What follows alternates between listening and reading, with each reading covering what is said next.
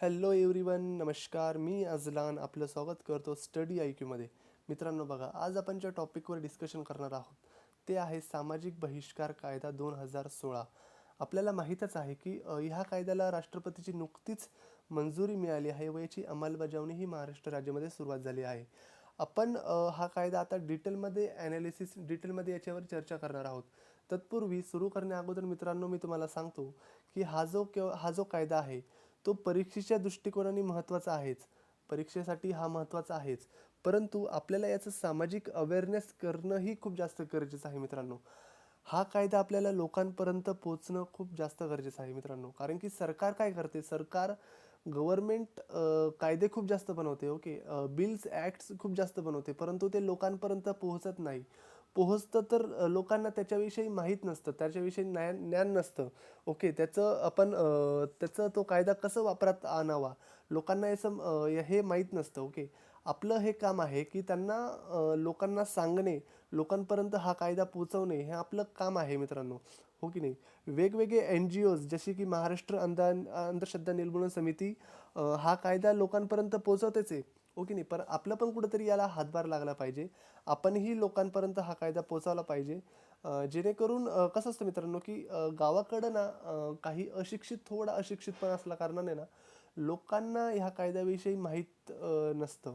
हो की नाही? आणि गावाकडे सामाजिक बहिष्काराचे केसेस खूप जास्त होतात. सर्वात जास्त पीडित सामाजिक बहिष्काराचे आपल्याला गावा साईडलाच दिसून येतील. म्हणून गावामध्ये हा कायदा पोचणं, गावामधल्या लोकांना ह्या कायद्याविषयी माहीत असणं खूप जास्त गरजेचं आहे.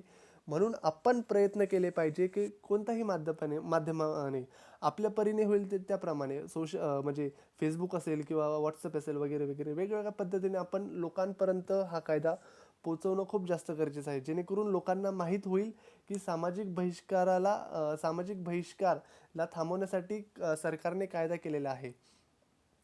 तर आपण ह्या कायद्याला आता सुरुवात करूया की हा जो कायदा आहे, या कायद्याचं नाव आहे की the Maharashtra prohibition of people from social boycott act 2016. हा ॲक्ट काय करतो? तर प्रिव्हेंट करतो, प्रोहिबिशन करतो आणि रिड्रेसल करतो, म्हणजे निवारण करतो. ओके. सोशल बायकॉट म्हणजे काय मित्रांनो? सोशल बायकॉट म्हणजे आपल्याला माहीत आहे की आपण त्याला वाळीत टाकणे असंही म्हणतो. समाजातून त्याला वाळीत टाकले असं आपण वारंवार शब्द ऐकून आपल्या कानावर येतं, आपण वापरतो. आणि याला हिंदीमध्ये खूप छान शब्द आहे की हुक्का पाणी बंद करणे. म्हणजे याचा अर्थ कसा होतो की एखादा व्यक्ती असेल किंवा एखादं कुटुंब असेल, त्या व्यक्तीला समाजाचा जो मुख्य प्रवाह असतो त्या मुख्य प्रवाहापासून त्या व्यक्तीला किंवा त्या कुटुंबाला जाणून बुजून दूर केलं जातं. ओके. त्याच्यावर काही प्रतिबंध लादले जातात, काही गोष्टीवर त्याला बंदी आणल्या जातात. म्हणजे त्या व्यक्तीशी कोणीही व्यावहारिक संबंध ठेवणार नाही, सामाजिक संबंध ठेवणार नाही, आर्थिक संबंध ठेवणार नाही. जर कोणी व्यक्ती गावातला त्या समूहाशी किंवा त्या व्यक्तीशी, म्हणजे ज्याच्यावर सामाजिक बहिष्कार टाकलेला आहे, त्या व्यक्तीशी जर गावातला कोणता व्यक्ती बोलताना दिसलं तर त्या व्यक्तीलाही बहिष्कृत केलं जाईल. म्हणून भीतीमुळं काही लोक, म्हणजे गावातली लोक त्या समूहाशी किंवा त्या गटाशी किंवा त्या कुटुंबाशी बोलत नाही, संबंध ठेवत नाही, त्याच्यासोबत व्यवहार करत नाही. तर हे कुठंतरी खूप वाईट प्रथा आपल्या भारतामध्ये आलेली आहे. तर आता आपण बघूया की सोशल बायकॉटचं स्वरूप भारतामध्ये कसं आहे. आपण दोन प्रकारे स्वरूप बघणार आहोत, एक प्री इंडिपेंडेन्स आणि एक आफ्टर इंडिपेंडेन्स. ओके. इंडिपेंडेन्स हा शब्द इथं वापरण्याऐवजी मी घटना हा शब्द वापरायला पाहिजे होतं की घटनेनंतर सोशल बायकॉट म्हणजे सामाजिक बहिष्काराचं स्वरूप कसं होतं व घटना नव्हती त्यावेळेस म्हणजे स्वातंत्र्यपूर्वी सामाजिक बहिष्काराचं स्वरूप कसं होतं. तर मी इथं काही उदाहरणं दिलेलं आहे. ॲक्च्युली मी तुम्हाला सांगतो की प्री इंडिपेंडन्स म्हणजे स्वातंत्र्यपूर्वी सामाजिक बहिष्कार म्हणजे कसं होतं की त्यावेळेस कसं व्हायचं की एक पर्टिक्युलर समाज, म्हणजे पूर्णपणे समाजालाच बहिष्कृत केलं जायचं. म्हणजे त्या समाजाशी कोणीही तुच्छ व्यवहार त्या समाजाशी केला जायचा. त्याच्याशी कोणीही संबंध ठेवणार नाही. म्हणजे अस्पृश्यता आपण त्याला म्हणतो. अस्पृश्यता हे पण एक सामाजिक बहिष्काराची एक भाग आहे. म्हणून ती अस्पृश्यता त्या समाजासोबत असायची. हो की नाही? म्हणजे त्या समाजामध्ये कोणीही म्हणजे आई वडिलांपासून मुलं बाळापासून तर म्हातारे कोतारेपर्यंत सगळ्यांनाच बहिष्कृत केलं जायचं. तेव्हा तो मुख्य प्रवाहामध्ये तो गट नव्हताच, तो समाज नव्हताच. म्हणजे दलित आपण कशाला म्हणतो? दलित ह्या शब्दाचा अर्थ असा होतो की शोषित वर्ग, दडपलेला वर्ग. त्याला जाणून बुजून त्या वर्गाला आपण दडपलेलो आहोत. त्याच्यात शैक्षणिक अधिकार, सामाजिक अधिकार राजकीय अधिकार, ओके, ह्या अधिकारपासून आपण त्यांना कुठंतरी दूर नेलेलं आहे. असा काहीतरी प्रकार त्यावेळेस व्हायचा, ओके नाही. याला आपण दलिताची व्याख्या असं व्याख्या पण म्हणू शकतो, ओके. म्हणजे शोषित वर्ग यांच्यासोबत अशी अतिशय वाईट म्हणजे आपण त्याला कसं म्हणू, ट्रीट केलं यांना जायचं, ओके. वाईट ट्रीट यांच्यासोबत केलं जायचं. तर मी तुम्हाला इथं काही एक्झाम्पल सांगतो, की जे आपले दलित स्टुडंट दलित स्टुडंट होते, तर त्यांना कसं करायचं, की त्यांना पब्लिक स्कूलमध्ये येण्यास बंदी नव्हती, परंतु त्यांना वर्गामध्ये बसण्यास बंदी होती. त्यांना वर्गामध्ये बसण्यास मनाई होती, म्हणून त्यांना वरांड्यामध्ये किंवा वर्गाच्या बाहेर त्यांना शिकवण्याची त्यांना शिकून उभं राहून किंवा बसून त्यांना शिकावं लागायचं, हो की नाही. हे काही उदाहरणं मी तुम्हाला इथे दिलेले आहे. म्हणजे तुम्हाला जर पूर्णपणे एक अनटचेबिलिटी माहीत करून घ्यायची असेल मित्रांनो, मी तुम्हाला एक मूवी सांगतो, Shudra the rising. Shudra the rising हा जो मूवी आहे मित्रांनो, याच्यावरून तुम्हाला अनटचेबिलिटी म्हणजे बहिष्कृत समाज केलेला, ओके, दलित वर्ग, एक्झॅक्टली यांची वस्तुस्थिती आपल्याला हा मूवी आपल्याला दाखवून देतो. म्हणून तुम्हाला मी रेकमेंड करतो, प्लीज प्लीज तुम्ही काहींनी बघितलं असेल माझ्या मित्रांनी, ज्यांनी बघितलं नसेल त्यांनी हा मूवी आवश्यक बघा मित्रांनो. यूट्यूबवर इझिली अवेलेबल आहे. यूट्यूबच्या सर्च बॉक्समध्ये तुम्ही फक्त टाका शुद्रा द रायझिंग, ओके. पहिल्या 2-3 लिस्टमध्ये हा मूवी येऊन जाईल. तर तुम्ही नक्कीच बघा. खूप म्हणजे आपल्याला वस्तुस्थिती दाखवणारी हा मूवी आहे, ओके. म्हणून मी इथलं काही त्याच्यामधलंच एक उदाहरण इथं दिलेलं आहे. अजून मी तुम्हाला एक सांगतो, की ह्याबद्दल म्हणजे स्वातंत्र्यापूर्वी पण ह्याबद्दल खूप आंदोलनं झालं, खूप सत्याग्रह झाला. त्याच्यामधला एक सत्याग्रह म्हणजे डॉक्टर बाबासाहेब आंबेडकरांनी एक महाड सत्याग्रह केला होता. डॉक्टर बाबासाहेब आंबेडकरांचा हा पहिला सत्याग्रह होता, ओके नाही. महाड सत्याग्रह तुम्हाला सर्वांना माहीत असेल. महाड सत्याग्रहामध्ये महाराष्ट्र राज्यातला जो रायगड जिल्हा आहे, तिथं महाड नावाचं एक ठिकाण आहे. तिथं त्या तिथं एक तलाव होतं. त्या तलावाचं नाव काय मित्रांनो, ते तुम्ही मला कमेंट बॉक्समधून सांगायचं. तुमचा आजचा प्रश्न, हो की नाही. तर तलावाचं नाव तुम्ही मला सांगा. महाड सत्याग्रह कोणत्या तलावावर झाला, हो की नाही. तर महाड जो तलाव होता मित्रांनो, तिथं तलावावर जे दलित आपले बांधव होते त्यांच्यावर म्हणजे त्या तलावातलं पाणी पिण्यास व वापरण्यास सक्त मनाई होती. तर डॉक्टर बाबासाहेब आंबेडकरांनी तो सत्याग्रह केला.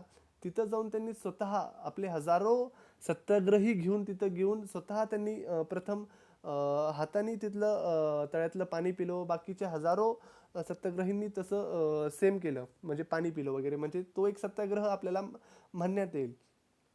आणि डॉक्टर बाबासाहेब आंबेडकर महाड सत्याग्रहाविषयी म्हणतात, की the issue is not entry but equality. हा जो सत्याग्रह आहे तो प्रवेशाबद्दल नाही आहे, तर हा जो सत्याग्रह आहे तो समानतेबद्दल आहे.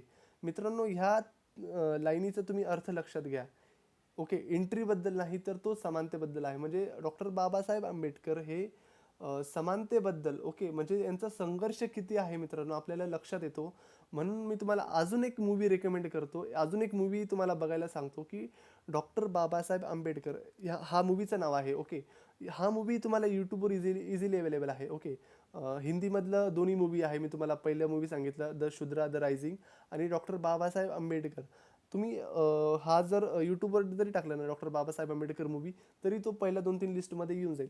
तर तुम्ही नक्की प्लीज हे 2 मूवीज बघा. याच्यामध्ये तुम्हाला एक्झॅक्टली स्वातंत्र्यापूर्वीची परिस्थिती कशी होती, अनटचेबिलिटी ती जी, आणि डॉक्टर बाबासाहेब आंबेडकरांचा संघर्ष कसा होता, तुम्हाला डॉक्टर बाबासाहेब आंबेडकर ह्या मूवीमधून तुम्हाला दिसून येईल.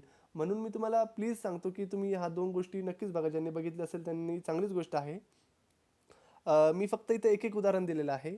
आत्ता आपण बघूया, की म्हणजे हा जो सगळा पूर्वीचा सोशल बायकॉटचा स्वरूप होता, ओके नाही. आता आपण आफ्टर इंडिपेंडन्स बघूया. आफ्टर इंडिपेंडन्समध्ये कसं झालं, की राज्यघटना आली, ओके. राज्यघटनेमुळं जो शोषित वर्ग होता त्याला कुठंतरी आळा बसला, त्यांना कुठंतरी समान हक्क भेटले.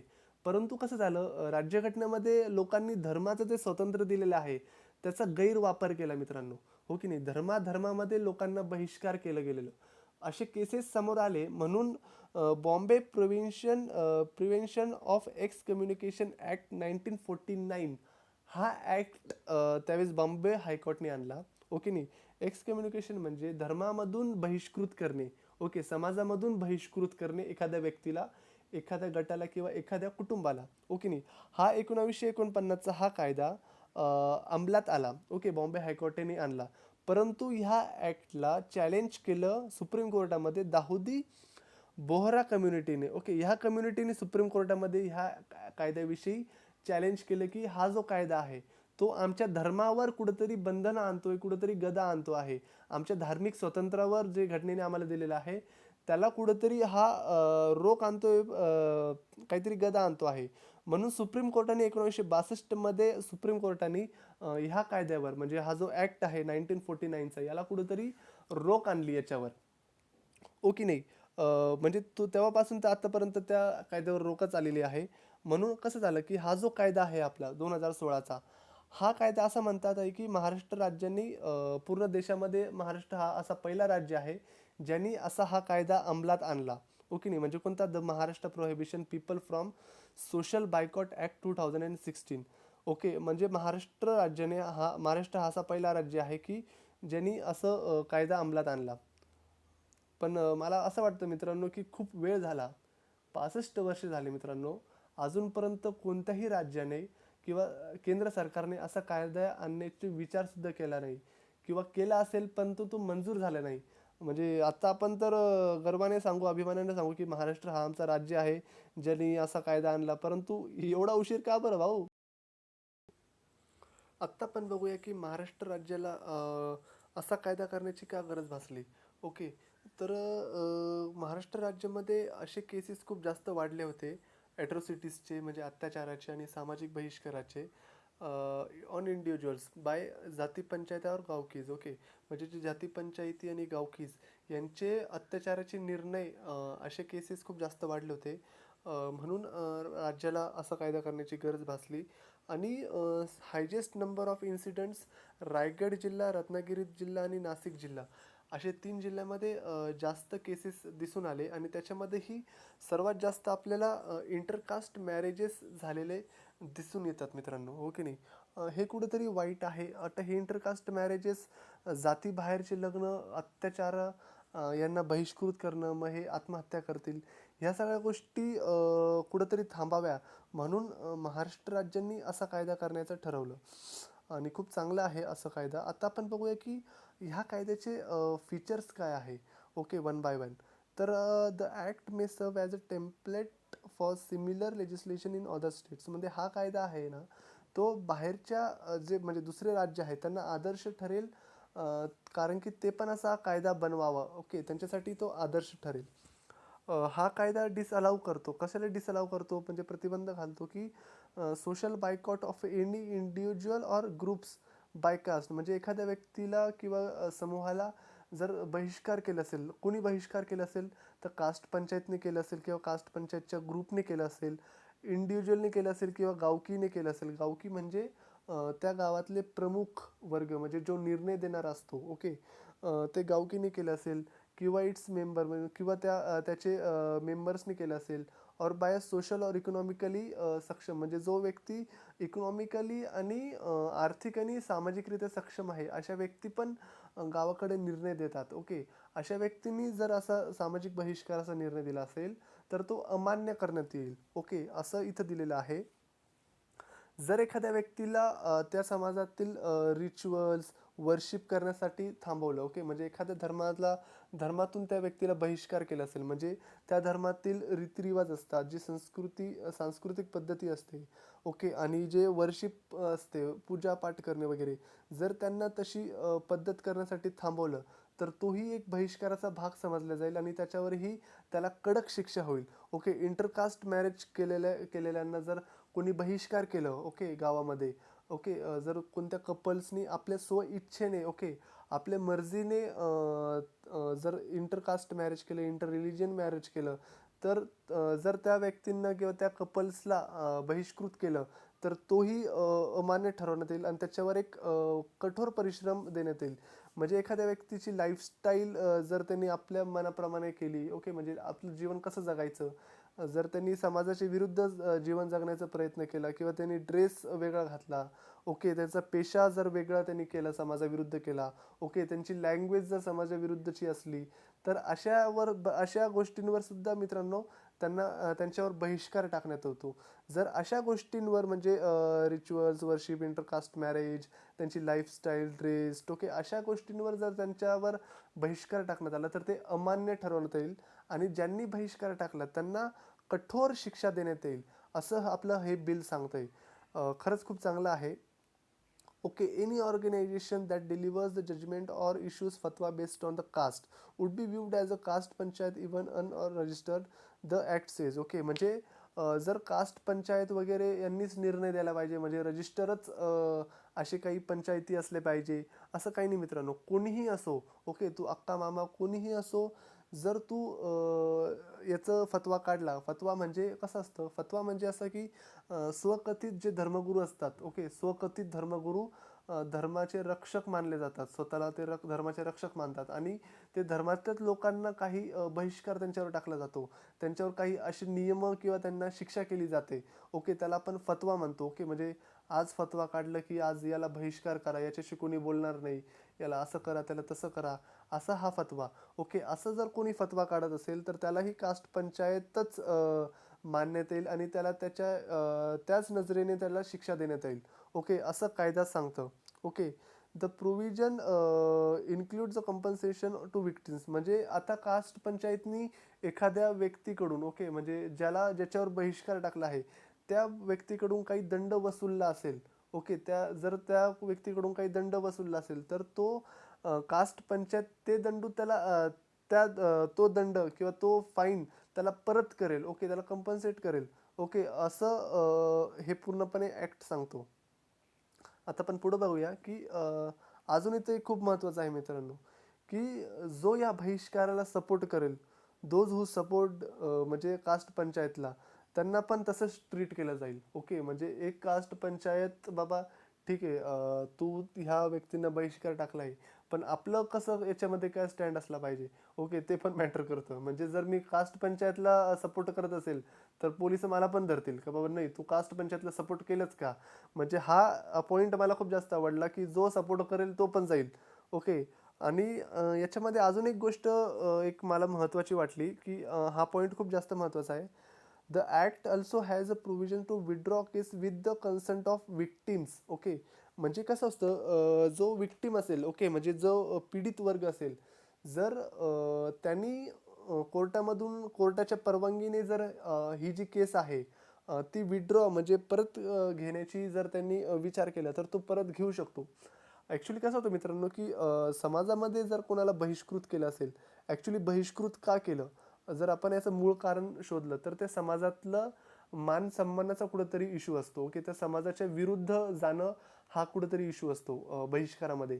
तर कसं असतं की जर माझ्या समाजामधून मला बहिष्कृत केलंय, ओके, आता मी गेलो पोलिसांकडं आणि पोलिसकडं कंप्लेंट केली की ह्या लोकांनी मला माझ्या समाजामधूनच माझा बहिष्कार केला आहे, तर पोलिस काय करतील, त्यांना धरतील आणि त्यांना जेलमध्ये टाकतील. आत्ता माझ्या समाजातले जे म्हातारे कोतारे लोक असतील ते मला बोलवतील आणि मला म्हणतील, इकडे रे भाऊ, आता तू असं करतोय, अशी केस तू टाकली, आता याच्यात आपल्या समाजाचं किती नाव खराब होतंय, किती बदनामी होते, आता तुला एक करावं लागेल, तुझ्या पुढे हात जोडतो, तू केस परत घेऊन टाक, असं परत घेऊन टाक, हे घेऊन टाक, समाजाचं इज्जत वाचव. ह्या सगळ्या गोष्टी इमोशनल आपल्यासोबत होत असतात. ओके, आणि आपल्याला कुठेतरी आपल्याला पण कुठेतरी आपल्या समाजाविषयी आस्था असते, एक प्रेम असतं, म्हणून आपल्याला जर वाटलं की नाही बाबा आता ह्या लोकांना शिक्षा होते म्हणून कुठंतरी माझ्या समाजालाही कुठंतरी धक्का बसतोय, त्याचा अपमान होतोय, त्याची बदनामी होते, म्हणून मी कोर्टाच्या परवानगीने ही केस विड्रॉ करू शकतो. ही तरतूद मला योग्य वाटते का अयोग्य वाटते मी अजूनपर्यंत कन्फ्यूज आहे. परंतु ओके, इट्स ओके. ओके, म्हणजे जर स्वतःला वाटत असेल की समाजाचं काय होत आहे, जर त्यांना कळलं असेल की समाजाला जर त्यांची चुकी कळाली असेल आणि जर ते केस विड्रॉ करत असतील तर इट्स ओके. ओके, तर आत्ता आपण ह्या कायद्याविषयी घटनात्मक आधार बघणार आहोत. कॉन्स्टिट्यूशनल प्रोव्हिजन्स काय आहे ह्या घटनेच्या आधारावर. आर्टिकल 17 आपल्याला काय सांगतं की अनटचॅबिलिटी ॲबॉलिश केली गेलेली आहे. ओके, अस्पृश्यता ही नष्ट केली आहे. आणि आर्टिकल 15 आपल्याला जात, धर्म, लिंग, वंश, जन्म ठिकाणी याच्यावरून भेदभाव करण्यास प्रतिबंध घालतं, मनाई करतं. आणि त्याच्यामधला जो सब पार्ट आहे दुसरा, तर ते काय सांगतं की कॉन्स्टिट्यूशन आपल्याला गॅरंटी देते तुमच्यासोबत भेदभाव होणार नाही. तुम्ही ॲक्सेस करू शकतात shops, public restaurant, hotels and places of public entertainment. Okay, असे पब्लिक प्लेसेसवर तुम्ही खुलेआमपणे ॲक्सेस करू शकता. तुम्हाला ह्या बेसिसवर डिस्क्रिमिनेशन होणार नाही. आपल्याला हे दोन कॉन्स्टिट्यूशन प्रोव्हिजन्स देता येतील. आत्ता आपण बघूया की how does the act seeks to prevent social boycott. Social बायकॉटला थांबवण्यासाठी आपण हा कायदा कसा काम करतो. ओके, तर सर्वात प्रथम कलेक्टर आणि डिस्ट्रिक्ट मॅजिस्ट्रेट, ओके, म्हणजे DM, आपण त्याला IAS ऑफिसर म्हणतो. जर IAS ऑफिसरच्या कानावर ही गोष्ट आली की एक अनलॉफुल असेंब्ली जमली आहे आणि ती सभा एक सोशल बायकॉटशी संबंधित आहे, तर तो कलेक्टर बाय ऑर्डर त्या सभेला प्रोहॅबिट करू शकतो. ओके, त्याच्यावर बंदी आणू शकतो. एवढी पॉवर DMवर आहे. ओके, आणि जर असा दोषी व्यक्ती आढळून आला ह्या बहिष्कारामध्ये, तर त्याला 3 वर्षाची जेल आणि 1,00,000 रुपये दंड, म्हणजे किंवा दोन्ही. ओके, अशी दंडात्मक शिक्षा त्याला होऊ शकते. ओके, आणि अशी जी शिक्षा आहे, हा जो ऑफेन्स आहे तो कॉग्निझेबल आणि बेलेबल आहे, म्हणजे जामीनपात्र आणि दंडात्मक आहे. Okay, will tried by a metropolitan magistrate or judicial magistrate first class. इथं फर्स्ट क्लास आहे, मी फक्त C लिहिलं आहे. हे जे 2 मॅजिस्ट्रेट आहेत ते राज्य सरकार निर्माण करते आणि हे हायकोर्टाच्या अंडर निदर्शनाखाली कन्सल्टेशन घेत असते. ओके, निदर्शनाखाली काम करते हे 2 कोर्ट. ओके, CRPC सेक्शन 11 नुसार हे ज्युडिशियल मॅजिस्ट्रेट तयार करण्यात आलेले आहे. ओके, आत्ता आपण बघूया की जे स्पीडी जस्टिस यांना भेटणार. ओके, सोशल बायकॉट प्रिव्हेंट करण्यासाठी स्पीडी जस्टिस असेल. ओके, विदिन अ 6th मंथ तुम्ही फायलिंग जेव्हा चार्जशीट करणार, ओके, त्यावेळेसच्या 6 महिन्याच्या आत तुम्हाला त्याचा न्याय भेटलेल. ओके, आत्ता आपण बघणार आहोत की how to overcome this challenge. Okay, म्हणजे ह्या चॅलेंजनुसार आपल्याला कसं बाहेर निघता येईल, आपल्याला कसं अवेअरनेस करता येईल. ओके, आपण याच्यामध्ये काय करू शकतो. ओके, तर आपण सुरुवातीलाच डिस्कस केलं की आपण जागरूकता निर्माण करणे आपली ही एक सामाजिक चळवळची गरज आहे आत्ताची सध्याची. ओके, लोकांपर्यंत हा कायदा पोचवणे, ह्या कायद्याविषयी आपल्याला लोकांना सांगणे. ओके, ज्यांना माहीत नाही गावागावापर्यंत आपल्याला हा कायदा नेणं हे आपलं आत्ताचं कर्तव्य आहे. ओके, हा कायदा यशस्वी होण्यासाठी लोकांचा दृष्टिकोन आणि लोकांची मनोवृत्ती बदलणं आपल्याला खूप जास्त गरजेचं आहे. आपण ते कसं करू शकतो, तर ते शाळेच्या माध्यमातून, महाविद्यालयाच्या माध्यमातून विशेष प्रशिक्षण त्यांना देऊन आणि वर्कशॉप आयोजित करून आपण त्यांना नियमित जागरूकता करू शकतो. त्यांना ह्या कायद्याविषयी आपण अवेअर करू शकतो. ओके, आता अजून एक की प्रशासनाने पण याच्यामध्ये ठोस पाऊल उचललं पाहिजे.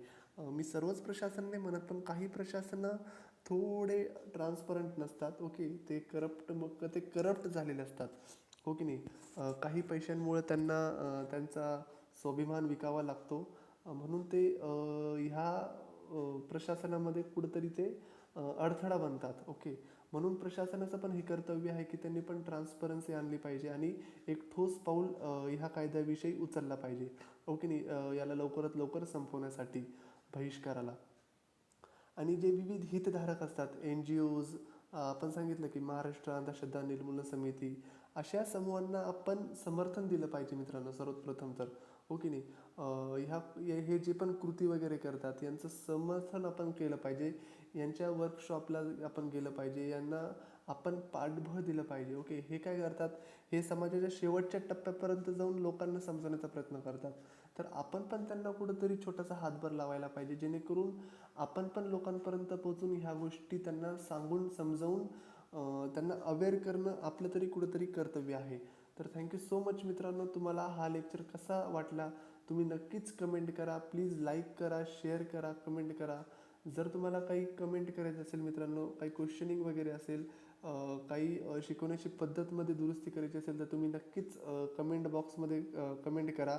आणि स्टडी IQच्या चॅनलला मित्रांनो प्लीज सबस्क्राईब करा, जेणेकरून मी जेव्हा लेक्चर बनवेल, ओके, तर तुम्हाला ते अलर्ट थ्रू तुम्हाला समजेल.